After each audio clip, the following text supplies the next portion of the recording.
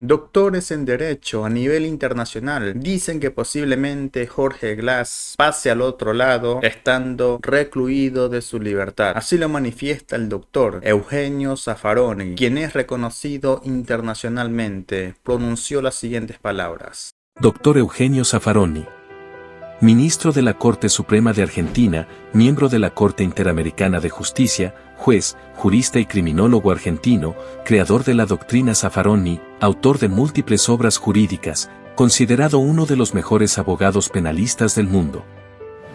La tremenda aberración jurídica cometida en Ecuador al allanar la Embajada de México, asaltarla policialmente y secuestrar a Jorge Glass.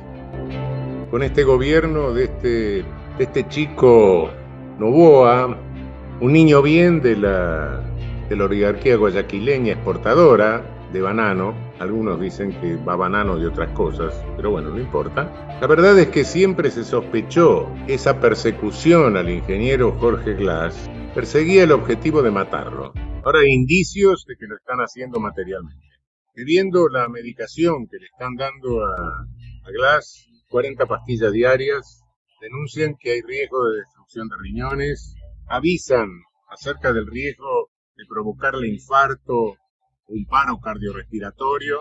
De estas cosas, y pese a que denunciamos y seguimos denunciando, nadie hace nada. Quise avisar públicamente que es muy probable que nos hallemos en vísperas de una muerte anunciada. Estamos superando todos los límites, y los estamos superando ante la indiferencia. Estamos en que el lawfare pasa de la mera criminalización a la privación de la vida.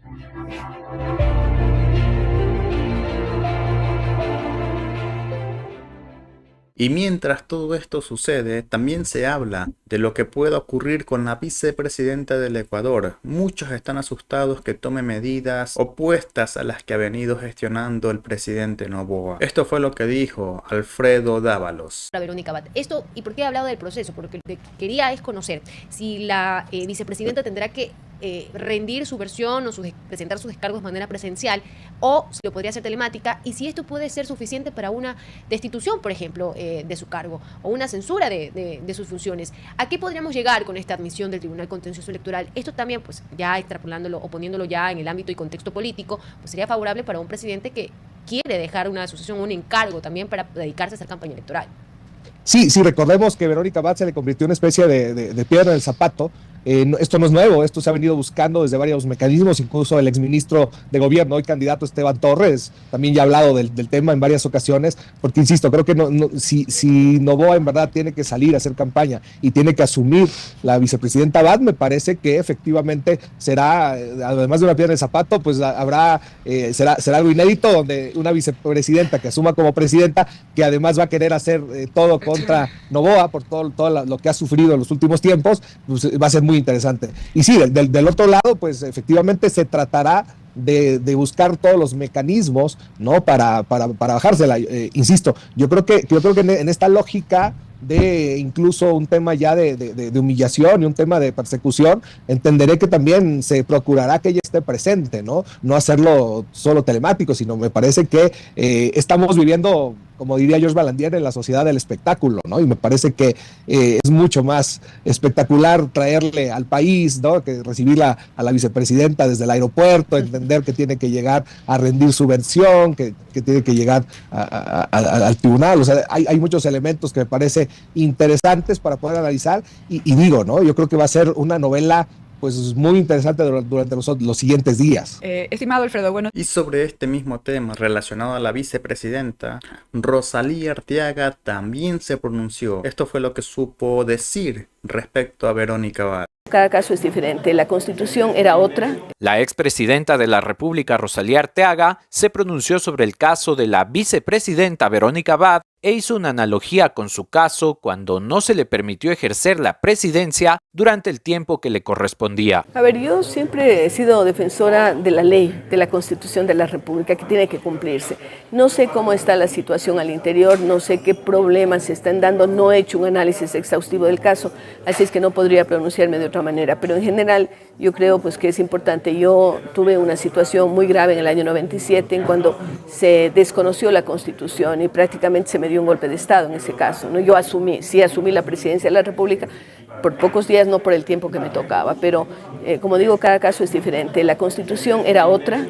Actualmente la Constitución dice que el vicepresidente hará lo que le diga el presidente, ¿no? En la Constitución vigente. Entonces las formas, diríamos así, y los temas constitucionales son diferentes de la época en que yo asumí a la época actual que estamos viviendo. El contexto es diferente, pero quizás la violencia política siempre hubo.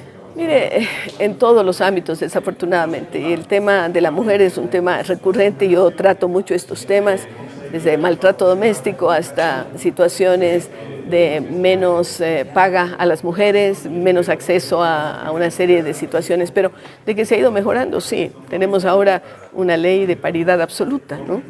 Que no había en mi época. Cuando yo empecé a actuar en política, no había ni siquiera una ley de cuotas. Por eso a mí me tocó ser la primera mujer ministra de Educación, la primera vicepresidenta, la primera presidenta, una de las primeras concejalas de Cuenca, porque fui también concejal en el Cantón Cuenca, ¿no? Entonces, y nos tocaba en ese momento luchar sin ninguna arma, sin nada, no teníamos nada, no había una defensa para las mujeres, ni siquiera se mencionaba la posibilidad de que haya cuotas.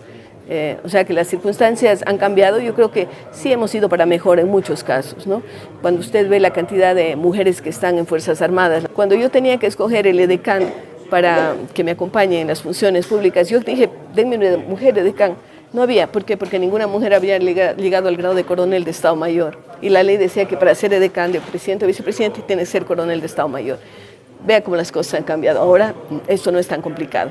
En el Ecuador yo creo que ha habido muchos avances, sobre todo desde el punto de vista legal. Culturalmente tenemos que ir cambiando también. Mayor acceso, mayor participación de mujeres, de jóvenes, de todas las minorías, ¿no? Ahora, ¿cuál es su mensaje de cara a las siguientes elecciones?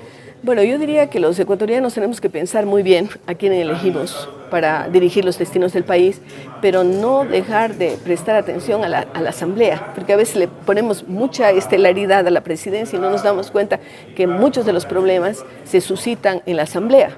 Y además muchas de las situaciones complicadas que deberían resolverse en la Asamblea. Entonces, ojo a los candidatos. Si yo veo candidatos asambleístas que están ofreciendo hacer obra, yo ya dudo de esos candidatos, por ejemplo, ¿no? Porque ellos no tienen esa capacidad, no pueden hacer obra.